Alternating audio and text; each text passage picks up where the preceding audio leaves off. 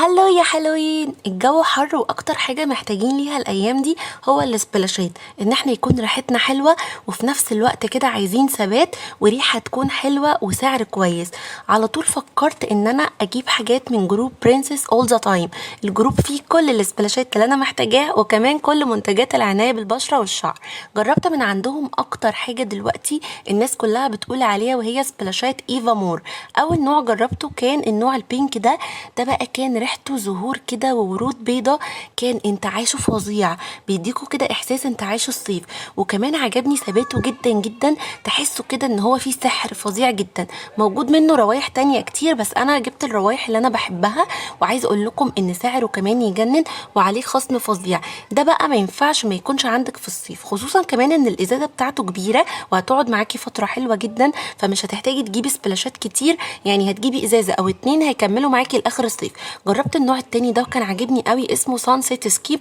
ده بقى عبارة عن زهور وكمان فانيليا، عارفين كده زهور الفانيليا مع بعض، حاجة كده تجنن. ريحته كانت فظيعة جدا واداني احساس الانتعاش، وكمان انا بحب قوي ريحة الفانيليا. موجود منهم روايح كتير جدا علشان الاذواق المختلفة، في فواكه وفي روايح زهور، وعشان زي ما انتوا عايزين.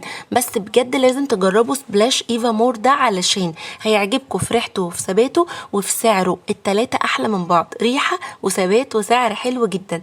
بجد الاتنين دول حسيت ان هما هيكملوا معايا لاخر الصيف، ومش هحتاج اشتري سبلاشات تانية، خصوصا ان سعرهم حلو قوي. عايزه اقول لكم ان كمان الجروب فيه كمان كل منتجات ايكو واي. تعالى اقول لكم جربت كمان من عندها ايه. بعد ما هتخلي ريحتك حلوه هنفتكر ان اكتر حاجه بتبوظ معانا في الصيف وهو ايه؟ شعرنا دايما في الصيف بيكون محتاج اهتمام وعناية خاصة، وعشان كده في حاجة مهمة قوي ما ينفعش ما تكونش عندنا، وهو السيرم. عشان كده قررت اجرب سيرم الارجان من ايجي بيوتي.